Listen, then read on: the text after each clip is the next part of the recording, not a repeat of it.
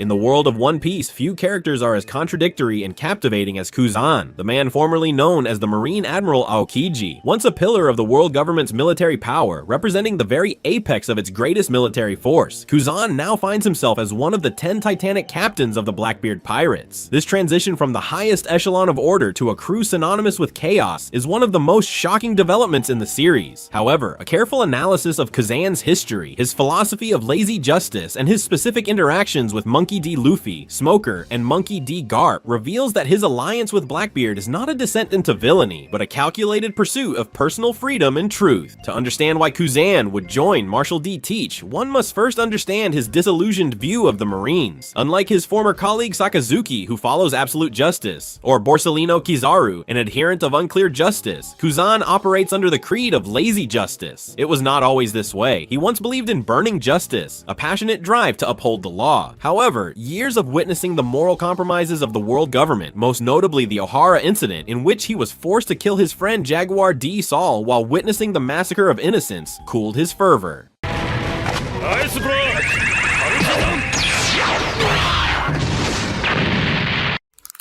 Kuzan's demeanor reflects this internal conflict. He is a man who speaks in a casual manner, using or instead of the authoritative washi, deliberately distancing himself from the rigid hierarchy of the older generation. This relaxed nature, often mistaken for genuine laziness, conceals a sharp intellect and a moral compass that operates independently of marine orders. He is a man who seeks the best possible outcome within a corrupt system, often making concessions that other marines would consider betrayal. Kuzan's complex morality was first fully demonstrated during the Long Ring Long Land arc. His interaction with the Straw Hat Pirates served as a chilling introduction to the difference in power between Luffy and the world's elite. Kuzan did not approach them with the intention of arresting them, but rather out of curiosity and a sense of obligation. He effortlessly defeated Zoro, Sanji, and Luffy, the crew's main combatants, demonstrating the complete hopelessness of facing a Logia user of his caliber at that stage of the journey, yet he spared them. His reasons were multiple. He felt indebted to Luffy for defeating Crocodile in Alabasta, a victory that resolved a problem the world government had failed to contain. Additionally, he carried a mysterious debt to Luffy's grandfather, Garp. This encounter highlighted Kuzan's willingness to prioritize his personal code of honor above his official duty. He saw potential in Luffy, but also danger, warning them that Nico Robin represented a threat to the world. By letting them go, Kuzan acted as an observer of fate rather than an enforcer of the law, a role that foreshadowed his current status as a wanderer.